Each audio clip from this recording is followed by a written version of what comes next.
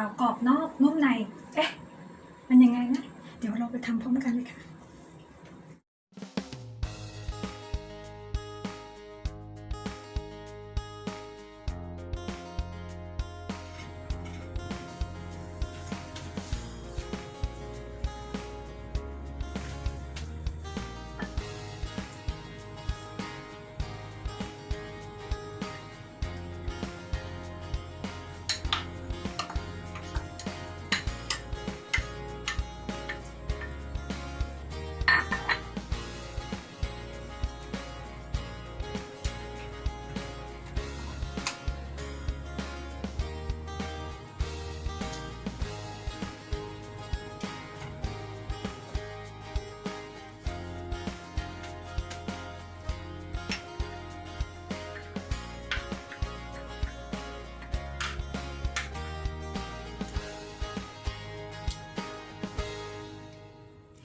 แยกไข่แดงออกจากไข่ขาว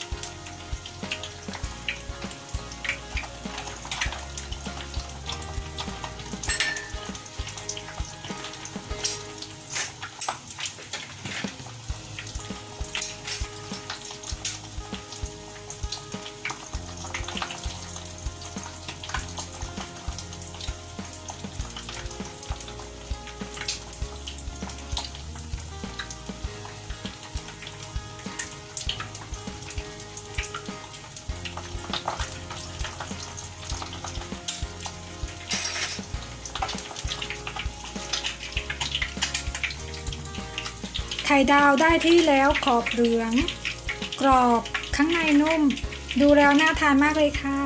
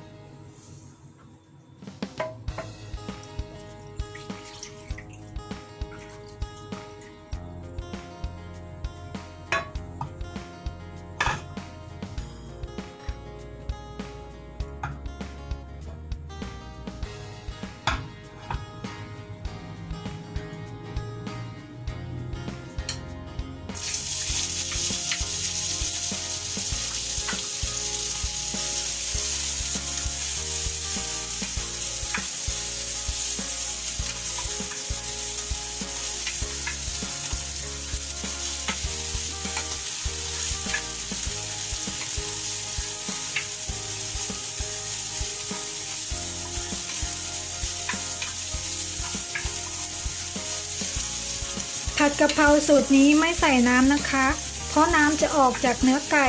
ทำให้รสชาติเข้มข้น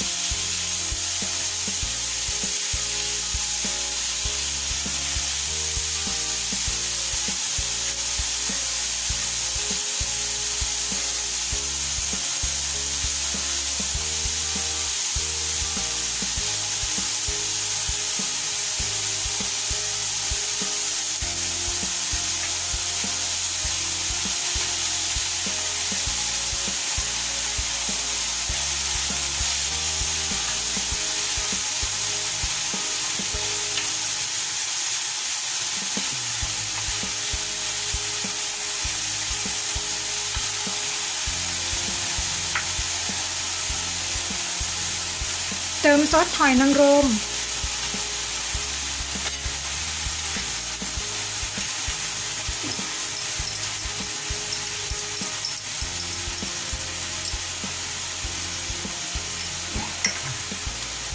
ซีอิ๊วขาว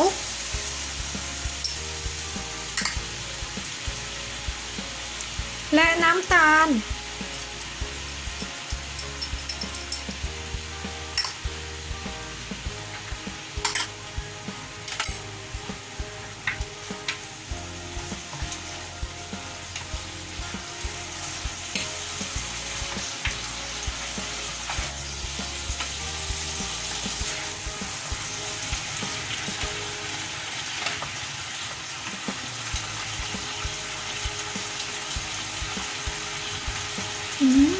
อร่อยแล้วรสชาติกำลังดีไม่จัดจ้านจนเกินไปถ้าชอบรสจัดปรุงรสตามใจชอบเลยนะคะใส่ใบกะเพราใส่ไปเยอะๆเลยค่ะจะได้หอม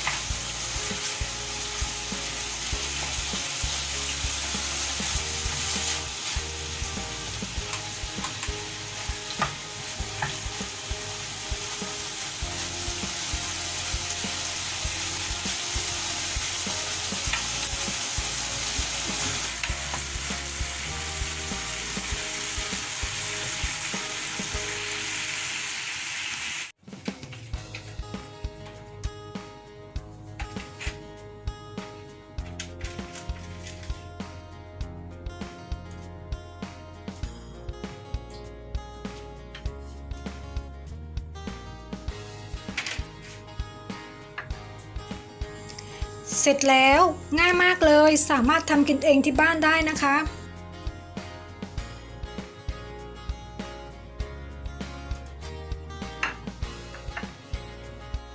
อย่าลืมกด Subscribe กดไลค์กดแชร์ติดตามให้ด้วยนะคะ